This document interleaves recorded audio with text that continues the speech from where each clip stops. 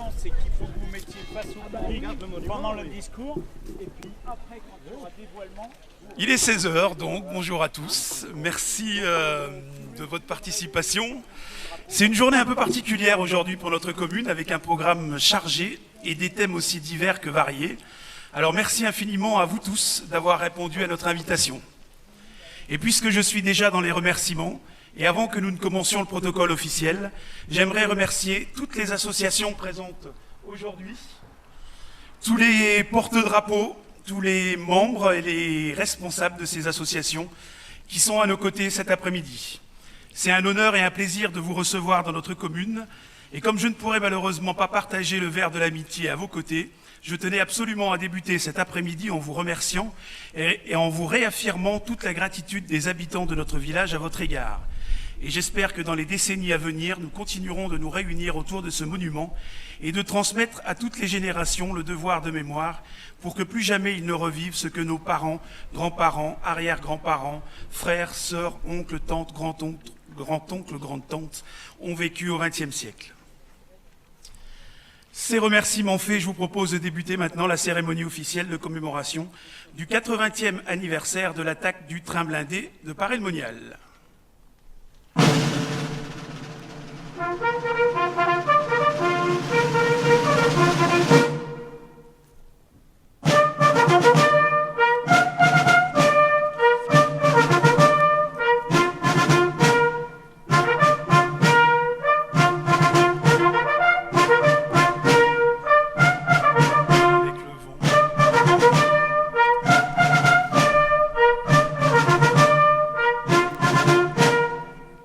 Drapeau porté.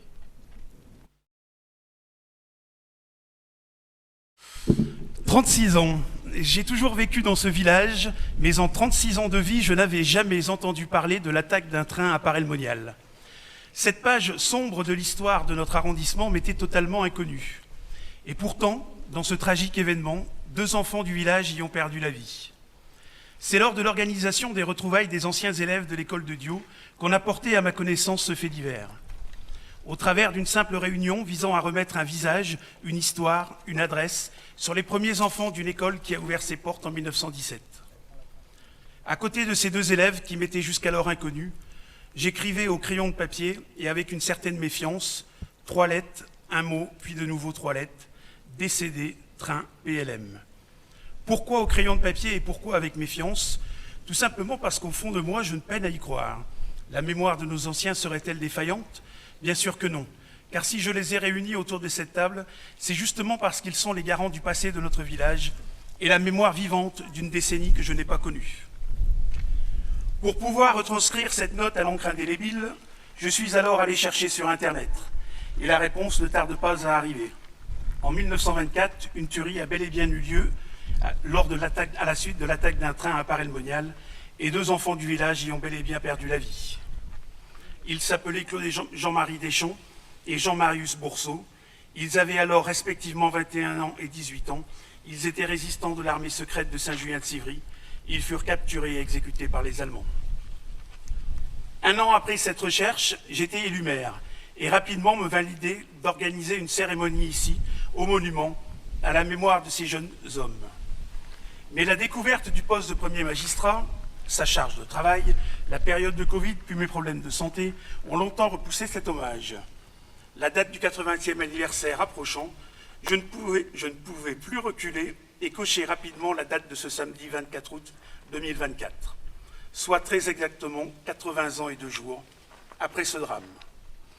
Je vais maintenant laisser la parole à Madame Jacqueline Mignot, qui fut enfant pendant la guerre et qui est aujourd'hui la présidente de la Fédération nationale des déportés, internés, résistants et patriotes à la section de Paray-le-Monial et vice-présidente départementale.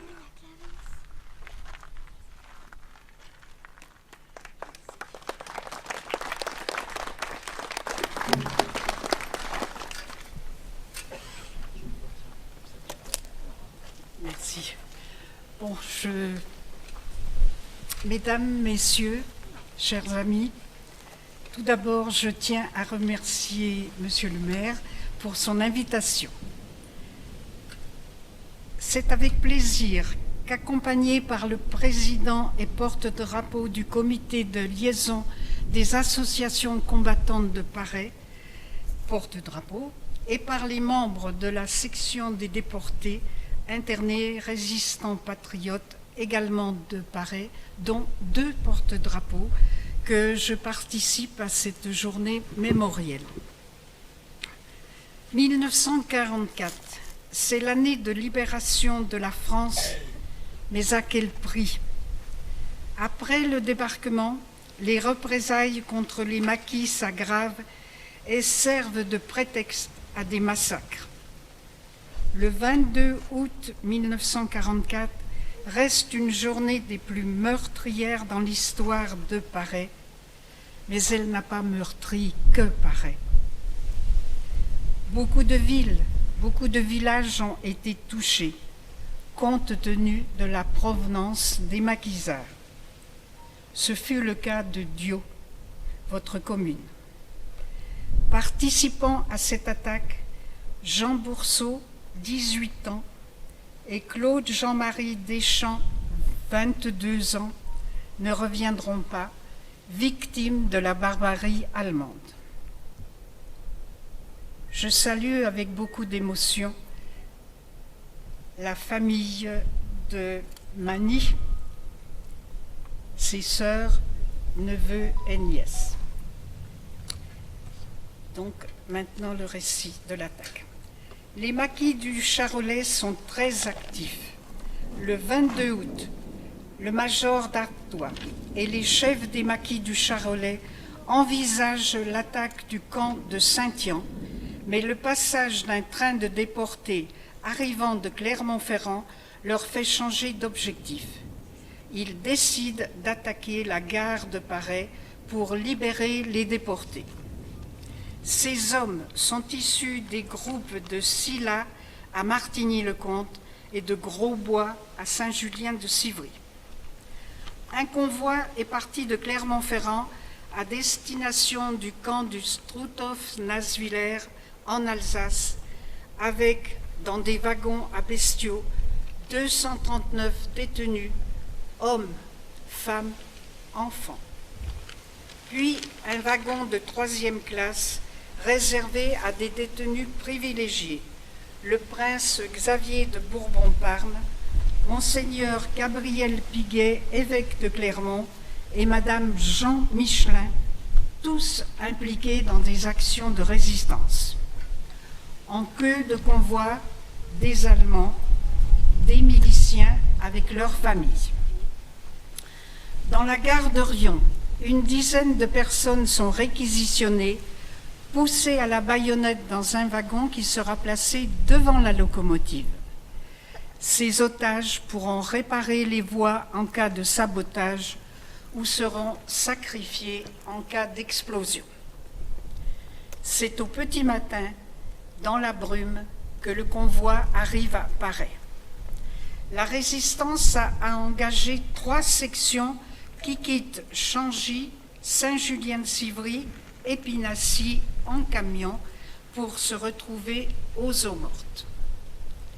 2 sections se dirigent vers la gare par la route de Poisson. Roger Rota prend position sur le pont de chemin de fer à l'entrée de Paray et tient en enfilade les voies et la gare avec ses fusils mitrailleurs, tandis que le capitaine Gaston établit son poste sous le pont. Un groupe de combat se dirige vers la gare. La 3e section, dirigée par le lieutenant Grange et Claudius Desserpris, gagne par la voie ferrée le pont Guichard et le pont Corneloup. Elle devra neutraliser la garde allemande, 37 hommes, et s'opposer à l'intervention de renforts allemands. Le plan est bien conçu. Une attaque en force rend rapidement les maquisards maîtres du secteur. Un mort à déplorer chez les maquisards, Marius Lançon, mort au combat après avoir tué plusieurs Allemands. Desserpris, touché à la poitrine, sera évacué sur l'hôpital de Charolles. 16 Allemands tués, des blessés, des prisonniers. À la même heure, les deux autres sections attaquent la gare. Les maquisards ouvrent le feu aux fusils mitrailleurs et aux bazookas.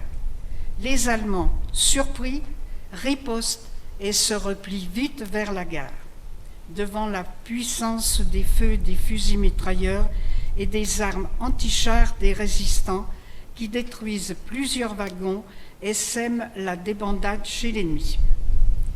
Le train de déportés est bien là, mais aussi un train de troupes, allemands et miliciens en repli sur l'Allemagne, et un train blindé, et un train de matériel lourd, tous arrivés dans la nuit. La reconnaissance effectuée la veille ne laissait pas prévoir un tel déploiement. Après une heure d'accalmie, la contre-attaque allemande sera sanglante. Un wagon surmonté d'un char d'assaut, entouré de plusieurs mitrailleuses, poussé par une locomotive, remonte les voies à vitesse réduite. Avec lui, parallèlement, s'avance le train de matériel lourd. Tous deux se déplacent lentement, balayant de toutes leurs armes la zone où se trouvent les maquisards. De chaque côté du train, des soldats également lourdement armés. C'est le carnage. Les maquisards se replient sous un feu d'armes lourdes, laissant sur place les morts, les blessés. Les rescapés s'échapperont par les voies, par les prés, par le canal, ou trouveront même refuge au couvent des Dominicaines. Les 7 FFI chargés d'ouvrir les portes du train de déportés sont capturés, ramenés sur un wagon près du remblai de la piscine, matraqués, fusillés par un SS, tête nue, avec un foulard rouge. Une balle dans la poitrine, une balle dans la tête. Les déportés massés au lucarne chantent la Marseillaise. 3 heures d'un combat inégal. Que voulez-vous que des résistants, au sabotage, à la clandestinité, fassent contre des soldats aguerris et en très grand nombre, dans un combat d'une telle ampleur et d'une telle cruauté? Le bilan est lourd. 29 victimes de 17 à 34 ans, massacrées, mutilées sauvagement, défigurées, que les familles auront de la peine à identifier. Un civil qui se rasait et qui m'a mis la tête à la fenêtre est aussi tué. 2 déportés, Jean Trontin et René Rose, en raison de leur jeune âge, et 3 maisons brûlées. Dans l'après-midi, les secouristes, dirigés par le docteur Nem, prennent contact avec les Allemands, mais ils sont immédiatement mis en joue et ne pourront pas intervenir. Madame Pigelet, infirmière à la SNCF, s'apprêtant à recouvrir les corps avec des draps, est repoussée à coups de crosse. Ce n'est qu'à 18 heures qu'ils obtiendront la permission d'enlever les corps dispersés en gare, le long des voies, sur la route, dans les prés. Il faisait très chaud, les corps étaient là depuis le matin. Bravant les ordres des Allemands qui imposaient de creuser une fosse commune et d'y déposer les victimes, sans formalité, sans cérémonie, les corps seront quand même déposés à la chapelle du cimetière. Les 2 trains, le train blindé et le train de matériel lourd, sont en gare. Ils s'apprêtent à des tirs de représailles sur la ville. Remercions Joseph Mouterde, maire de Paray, pour son sang-froid, sa diplomatie, qui a permis d'éviter la destruction de la ville.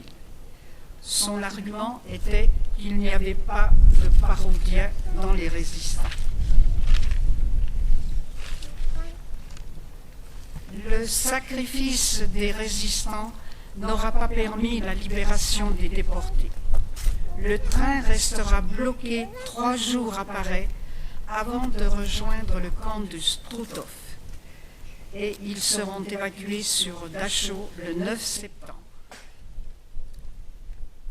Un très grand merci au village de Dieu pour cette cérémonie qui prouve votre attachement à la mémoire afin de conserver le souvenir de ces jeunes résistants qui ont donné leur vie pour notre liberté et pour la paix.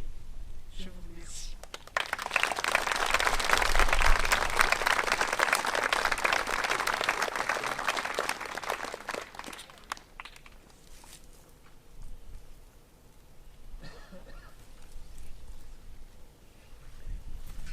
Je vais laisser maintenant la parole à Monsieur Philippe Langlais, président du Souvenir français. Bonjour mesdames, bonjour messieurs, merci d'être si nombreux pour cette cérémonie. Merci monsieur le maire pour votre invitation. Malheureusement, j'ai été prévenu assez tard de la cérémonie, ce qui fait que je n'ai pas forcément préparé de grands discours pour aujourd'hui. Mais je tenais à remettre un petit peu ce qui s'est passé à Paray dans le contexte local, régional, par rapport à la résistance. Il ne faut pas oublier qu'il y a eu d'autres lieux dès novembre 43, le 11 novembre 43, à Beaubry, un maquis, le maquis de Beaubry, qui est pris en chasse par l'armée allemande suite à des dénonciations. Et c'est une trentaine de maquisards qui sont déjà massacrés à Beaubry et dans les villages alentours. Et puis il y a le maquis de Chauffaille, qui est poursuivi jusqu'à Tel, dans le Rhône.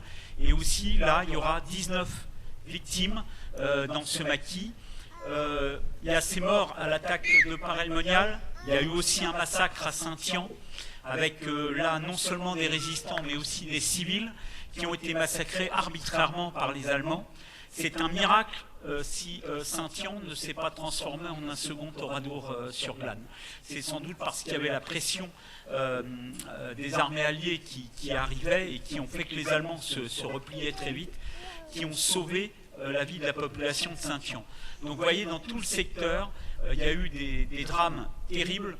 La Saône-et-Loire a été particulièrement touchée parce que c'était une région rurale avec beaucoup de bois où les maquis pouvaient se cacher et s'organiser pour ensuite attaquer les troupes allemandes qui se repliaient en juillet, août et début septembre 1944. Le maquis a fait un énorme travail. Il y a eu beaucoup de victimes, mais c'est ce qui explique que le département a été libéré en 7 jours. La première libération, c'est la libération de Mâcon le 3 septembre 1944. La dernière, c'est la ville d'Autun, le 10 septembre, 9 et 10 septembre 1944. Donc vous voyez, 7 jours pour libérer un grand département comme la Saône-et-Loire. Et les 2 tiers du département ne sont pas libérés ni par la première armée française, ni par l'armée américaine, mais les 2 tiers du département sont libérés par le maquis.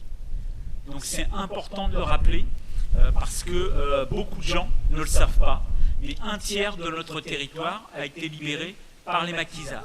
Mais ils ont payé un lourd tribut à cette libération, même s'il y a eu des parachutages de matériel militaire. Ça ne restait que du matériel léger, des mitrailleuses, des grenades, des lance-grenades, des armes légères, pas d'armes lourdes, et surtout peu d'officiers pour pouvoir encadrer ces maquis qui devaient s'organiser par eux-mêmes. Donc, comme ça a été dit, le maquis de Saint-Julien-de-Civry était un maquis d'armée secrète, proche des gaullistes, mais il y avait aussi des maquis communistes dans la région de Mont-sous-les-Mines et du Creusot, et tous ces maquis ont travaillé ensemble pour la libération du département, et ils ont payé un lourd tribut pour la libération de notre territoire. Je tiens aussi à rappeler qu'en cette année du 80e anniversaire, différentes associations, je pense à l'Association nationale des anciens combattants et résistants, la NACRE, à la FNDRP bien sûr, et au Souvenir français, qui organisent quasiment chaque semaine en ce moment des cérémonies mémorielles pour rappeler tous ces faits de résistance, et on en profite pour rénover de nombreuses stèles, de nombreux monuments qui sont aujourd'hui parfois un peu oubliés, un peu en mauvais état, surtout les monuments qui rappellent des hauts faits d'armes mais qui sont au milieu des bois. Eh bien, ces monuments, les gens les ont oubliés. Donc on est en train de remettre en place une signalétique, de les rénover, pour que demain, eh bien, on puisse mettre en œuvre des parcours de mémoire. Donc c'est le cas à Dieu aujourd'hui, puisqu'une plaque va être dévoilée. Alors je voulais insister aussi sur un autre fait, puisque le Souvenir français commémore la mémoire de toutes les guerres. Votre village, pendant la Première Guerre mondiale, a perdu 46 de ses enfants. Je mets ça en regard avec les 3 enfants que vous avez perdus pendant la Seconde Guerre mondiale. 46 jeunes qui avaient entre 20 et 35 ans, qui sont morts en 4 ans pendant la Première Guerre mondiale. D'autres jeunes qui ont encore laissé leur vie pendant la Seconde Guerre mondiale. Une chance, le village n'a pas perdu d'enfants pendant la guerre d'Indochine ni pendant la guerre d'Algérie, mais il faut imaginer ce coût humain. Pendant tout le XXe siècle, notre pays a connu différents conflits et a malheureusement dû sacrifier un certain nombre de ses enfants. Il faut toujours s'en souvenir, il faut en parler à nos enfants, pas d'une manière forcément toujours dramatique, mais leur rappeler ce sacrifice et leur rappeler que notre liberté, malheureusement, elle a eu un coût. Et ce coût, c'est la vie de ces jeunes hommes. Car les enfants, vous ne l'imaginez pas, mais ces hommes, avec 18, 19, 20, 21, 22 ans, ce ne sont pas des vieux messieurs qui sont allés combattre, ce sont des gamins. Et ce sont des gamins qui ont donné leur vie pour notre pays. Il faut toujours s'en souvenir. Je vous remercie.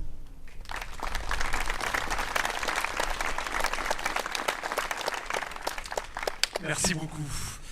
On va désormais donc passer dans la deuxième partie de cette cérémonie, et c'est une partie qui me tient également beaucoup à cœur, puisque nous allons rendre hommage donc à tous les soldats de la commune, ceux qui ont laissé leur vie, ceux qui sont revenus ici meurtris dans leur chair, et tous les autres, tous ceux qui ont combattu pour la liberté et qui sont rentrés dans leur foyer meurtris dans leur âme, marqués à tout jamais par les scènes auxquelles ils ont assisté, par la peur, par le stress, par la peine aussi d'avoir perdu des amis, des frères, des enfants. Non, personne n'est ressorti indemne de cette période, ni les soldats, ni leurs familles qui ont vécu, pour certaines plusieurs années dans l'angoisse, de ne pas revoir ces hommes partis combattre pour leur pays.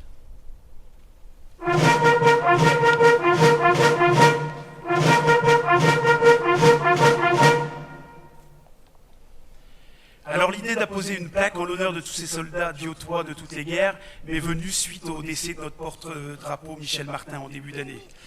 Son départ marque la fin d'une génération. Jojo, qui habite désormais à Paris, et Claude, qui vient nous voir chaque été, peuvent en témoigner.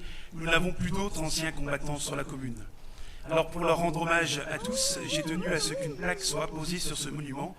Et désormais, à chaque fois que nous nous réunirons en ce lieu, nous aurons une pensée pour les soldats morts pour la France et pour tous les autres, ceux grâce à qui nous vivons aujourd'hui libres. Alors je vais demander à tous les enfants de se rapprocher. S'il y en a, j'en ai vu aussi India et Susu, voilà. Il y en a d'autres de venir. Et puis les jeunes ados aussi, j'aurai besoin de vous juste après. Donc si jamais vous pouvez vous rapprocher aussi. Alors on va dévoiler la plaque. On s'est posé la question de savoir comment on allait faire pour la dévoiler. Et puis on a décidé de le faire dévoiler aux enfants du village. Donc vous allez venir avec moi, elle est accrochée par plein de petits rubans. Vous allez couper chaque ruban les uns après les autres. Et les deux derniers dévoileront la plaque.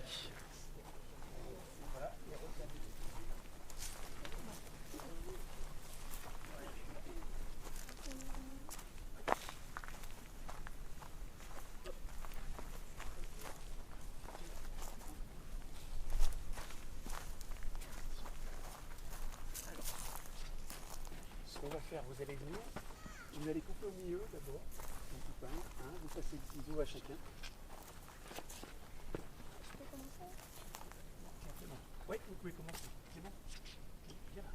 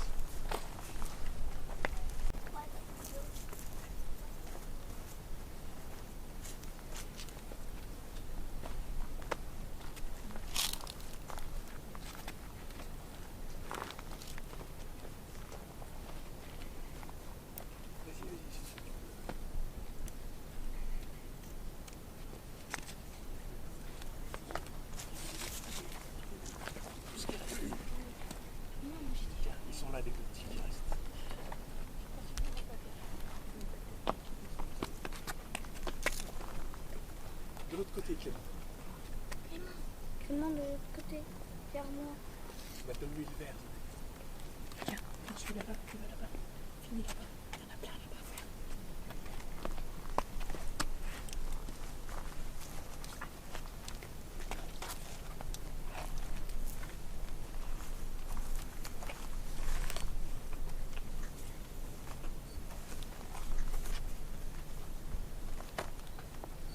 Et voilà. Tu le laisses tomber?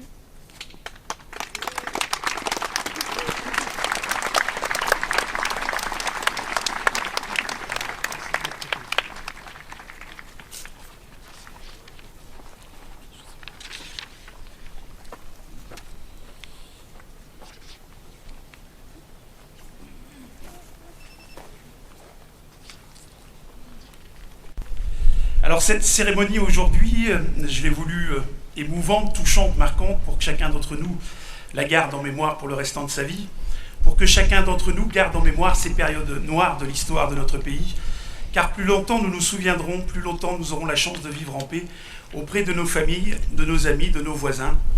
Aujourd'hui, on a donc la chance d'avoir une vingtaine d'enfants.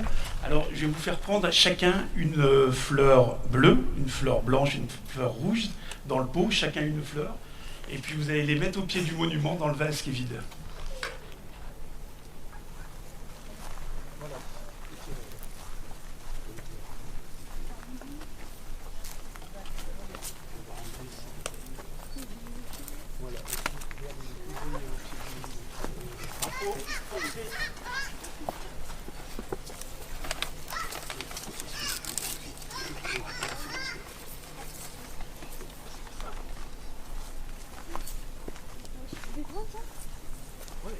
Et vous les mettez dans le... C'est des bleus, c'est...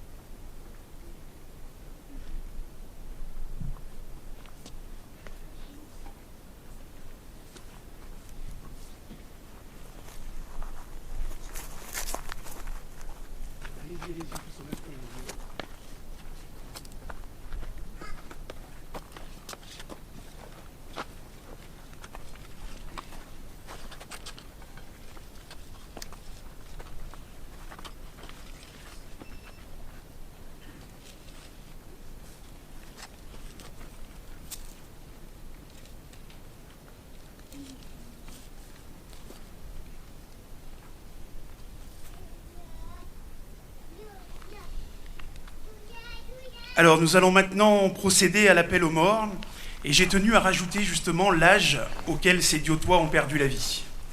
Ça n'a pas été possible pour tous, mais j'en ai quand même retrouvé une bonne partie. Jean-Marie Augros, décédé à 30 ans à Caen. Philibert Augros, décédé à 38 ans... Ah oui, j'aurais peut-être dû vous demander d'abord de vous lever. Erreur de ma part.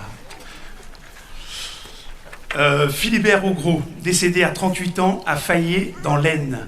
Lazare Basset, Jules Bolland, François Bourgeon, décédé à 26 ans dans la tranchée de Lubeck dans la Marne, mort pour la France. Jean Bourgeon, Jean Bourseau, décédé à 18 ans à Paray-le-Monial. Claude Brivet, Joseph Philibert Brivet, décédé à 30 ans à Steinbach dans le Haut-Rhin. Monsieur Chanrion, mort pour la France. Joigny Collin, décédé à Beaune à 46 ans. Jean-Marie Comte, décédé à 23 ans à Ans-sur-Meuse dans la Meuse. Joigny Comte, Claude-Marie Corneloup.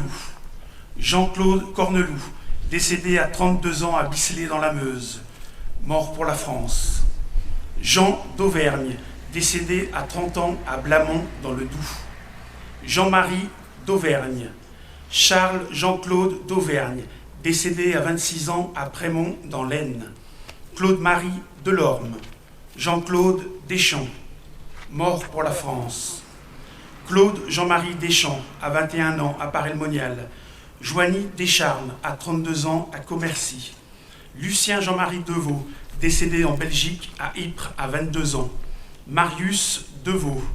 Claude Deveau, mort pour la France. Claude-Marie Ducerf du Perret, décédé à 31 ans à Sommepy-Tahur dans la Marne. Claude-Marie Ducerf de Mans. Jean-Marie Ducerf. Louis-Antoine Ducharne, décédé à 27 ans dans les Vosges. Monsieur Dumoulin, mort pour la France. Louis-Lucien Fayolle. Jean-Louis Fayolle, décédé à 21 ans à Grandfontaine dans le Bas-Rhin. Jean-Antoine Gondard, décédé à 27 ans à Verberie dans l'Oise. Jean-Marie Gondard, décédé à 39 ans à Montpellier. Jean-Marie Grisard, mort pour la France. Claude-Marie Janin, décédé à 24 ans à Roulers en Belgique. Paul-Benoît Janin, décédé à 22 ans à Bieuxy dans l'Aisne. Claude Lacharnay, décédé à 20 ans à Vienne-le-Château dans la Marne. François Lacroix, décédé à 22 ans à Sombionne dans la Marne. Alphonse Jean-Marie Lambourreau, décédé à 26 ans à Suippes dans la Marne. Jean Lantier, Jean-Marie Livet, Claude-Marie Lévesque, Jean-Marie Machillot, Jean-Marie Joseph Mathieu, décédé à 31 ans dans la forêt d'Agremont dans la Meuse. Claude Marquetou, Monsieur Mompsin, Claude-Marie Charles Monet, décédé à 33 ans à Vienne-le-Château dans la Marne. Jean-Marie Morin, décédé à 27 ans à Voyenne dans la Somme. Antoine Pagnier, décédé à 25 ans à Grandfontaine dans le Bas-Rhin, mort pour la France. Joseph Perrin, décédé à 21 ans au combat du Bois d'Ailly dans la Meuse. François Ravolé, décédé à 22 ans, lui aussi au combat du Bois d'Ailly dans la Meuse. Et Paul Rageot, mort pour la France.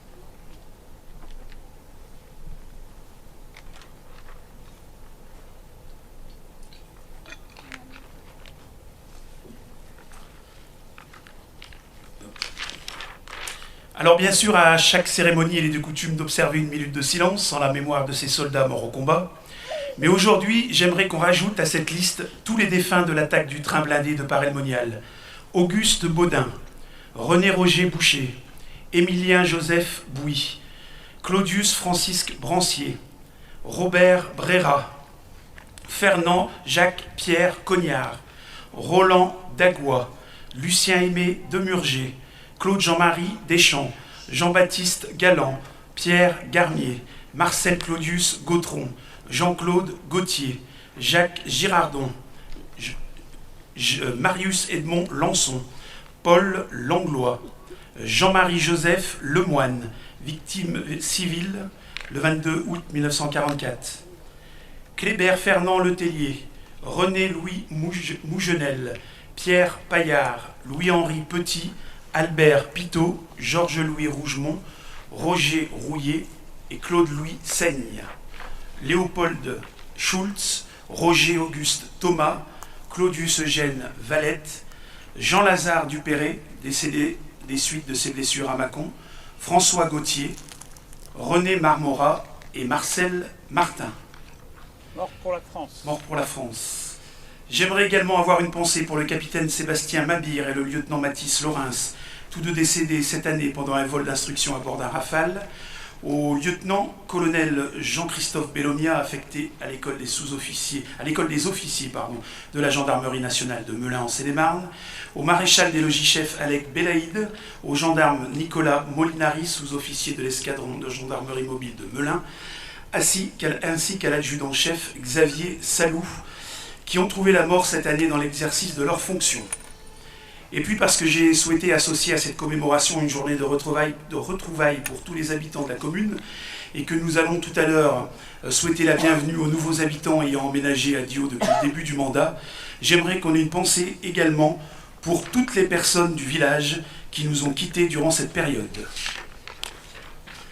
Jean-Marc Charcosset, 14 mars 2024, Robert Collin, 22 février 2023, Yvon Cornic, 5 janvier 2021, Maurice Dury, 14 janvier 2022, Malcolm Griffin, 13 février 2021, André Labrosse, le 6 décembre 2021, Marthe-Thérèse Lapalu, le 12 décembre 2022, Marcel Latuyère, le 16 août 2022, Michel Martin, le 11 mars 2024, Pascal Mathus, le 4 avril 2022, Timothée Mazille, le 4 mai 2024, Marguerite Vaizan, le 26 décembre 2022, et Jean Volper, le 16 juin 2023.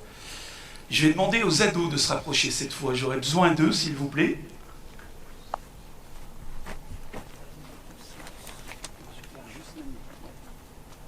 Je lancerai au bord, je lancerai la minute de silence juste derrière. Ouais, ils ont, on va se rapprocher justement.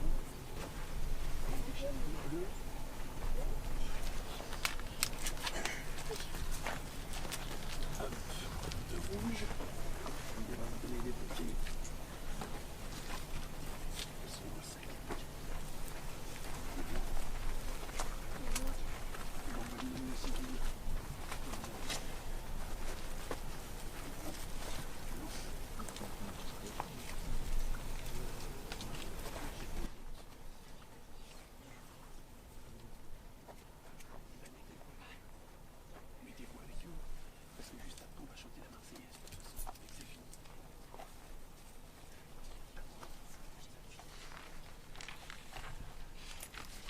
Essayer de reprendre la bonne page.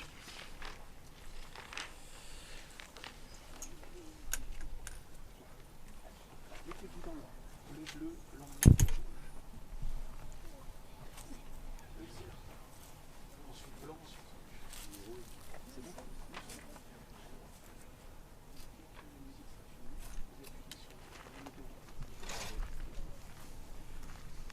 Alors pour toutes ces personnes et pour toutes celles qui vous ont chères, je vais demander aux ados de s'approcher, c'est fait. Et pendant que les couleurs bleu, blanc, rouge de notre beau pays vont s'envoler dans le ciel de notre commune, nous allons tous ensemble respecter une minute de silence.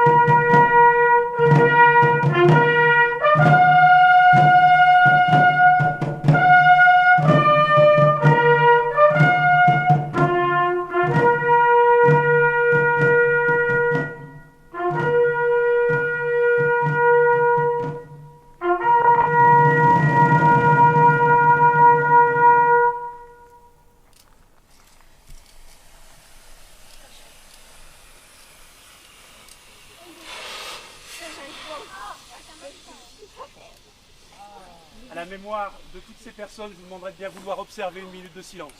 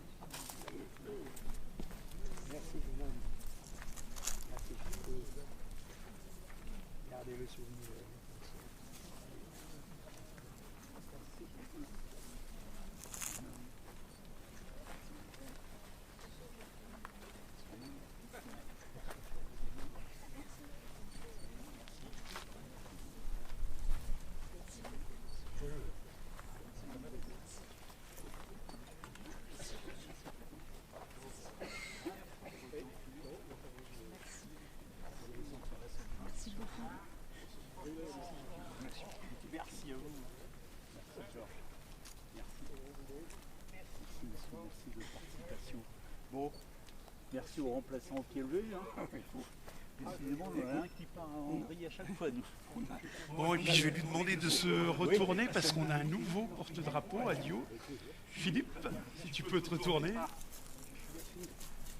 Voilà Philippe qui va être. Il y a aussi Valentin, le petit-fils de Michel Martin. Ils sont proposés tous les deux pour porter le drapeau dans les futures cérémonies, puisqu'on n'avait plus de porte-drapeau suite au décès de Michel. Donc voilà, Philippe commence aujourd'hui et sera intronisé, il me semble, le 28 septembre. Je dis pas de bêtises. Et puis Madame Mignot, je vais vous demander de vous approcher quand même, parce que vous avez énormément aidé pour l'organisation de cette manifestation et pour le récit de tout à l'heure. Merci.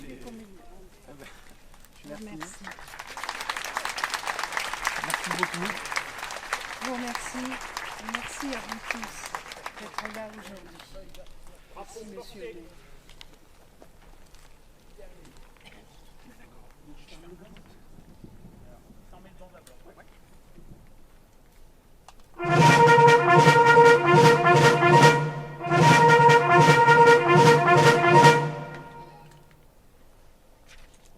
Porte-drapeau, sortez du périmètre du monument.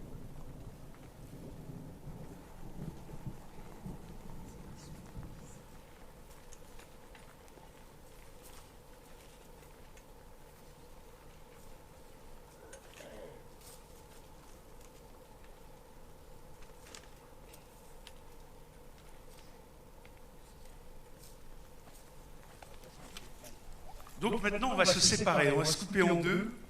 Merci déjà à tous une dernière fois pour votre présence. Je vais inviter tous les Diotois à se rendre sur le nouveau parking. Vous allez voir, de toute façon, il y a une estrade de luxe qui a été fabriquée ce matin. Donc on va essayer de faire la photo, je vous avais dit 19h, et on va passer, on pourra boire un coup aussi au sec. Et puis j'invite toutes les autres personnes qui étaient présentes à rejoindre la salle de l'amitié. Donc c'est juste dans la cour, vous verrez, il y a une rampe handicapée. Je vous invite à rejoindre cette salle où Alexandra va vous servir maintenant le verre de l'amitié qui vous est offert par la municipalité. Merci à tous.